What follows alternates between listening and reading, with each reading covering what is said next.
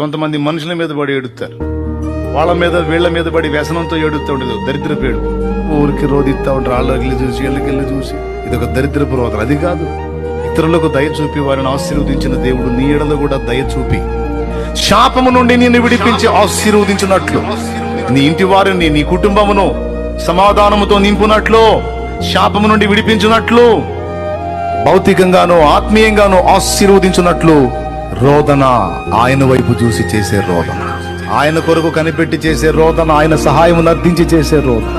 రోదన విద్య సేవకులకు, విశ్వాసులకు, పరిచారకులకు, దేవుని సంబంధులకు అవసరమైన విద్య. మన కన్యలకు స్పందించే దేవుడు ఆయన.